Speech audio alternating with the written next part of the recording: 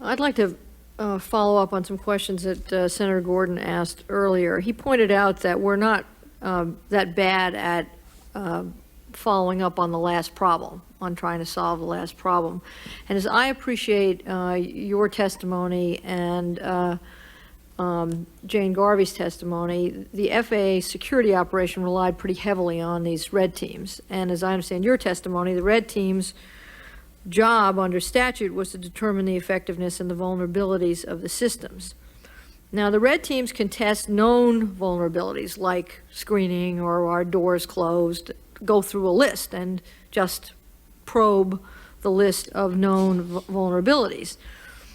But it seems to me the best test, the best and most effective uses of a red team are testing unknown vulnerabilities. Now, to do that, you have to have intelligence or imagination. You have to have some ability to creatively assess what your enemies might be doing so that you can essentially put yourself in their shoes. You can read novels. Not a bad way, actually, to imagine what your enemies might be thinking. Or instead of waiting for the intelligence community to feed you the list of items that Congressman Romer read, you on the red team or you in security can pulse the system and say, what have you got out there that we ought to be thinking about? And my question to you is, did you on the red team or did anyone in the FAA security operation affirmatively go to the intelligence community and say, let us imagine what the next threat might be, what might that be? No. And the reason for that is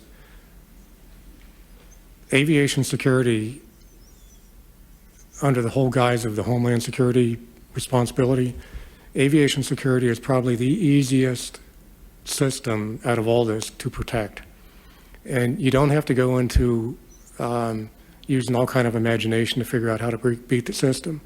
There are basically two threats against aviation, and that's a hijacking or a bombing.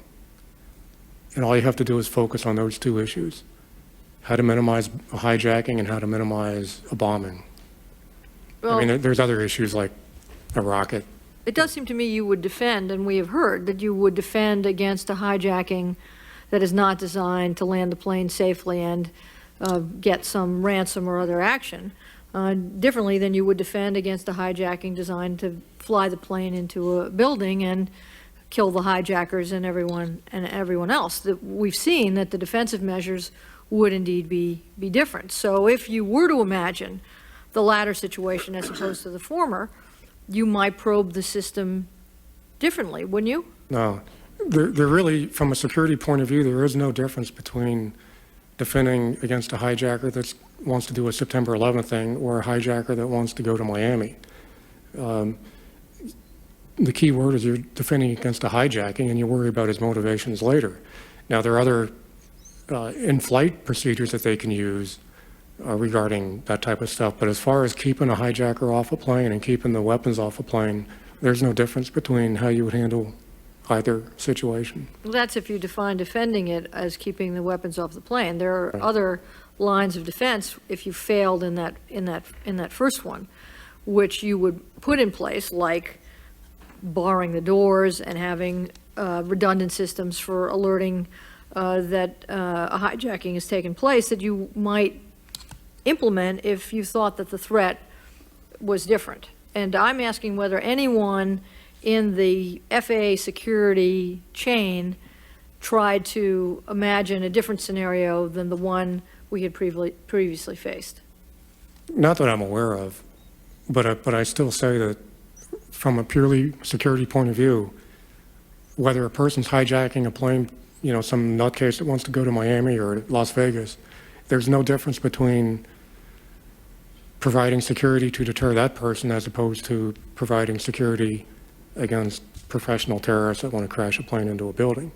The key word is the basic procedures are the same. You can have heightened procedures, but the basic procedures are the same as far as deterring either one of those type of hijackings. There are only two threats: it's hijackings or bombings.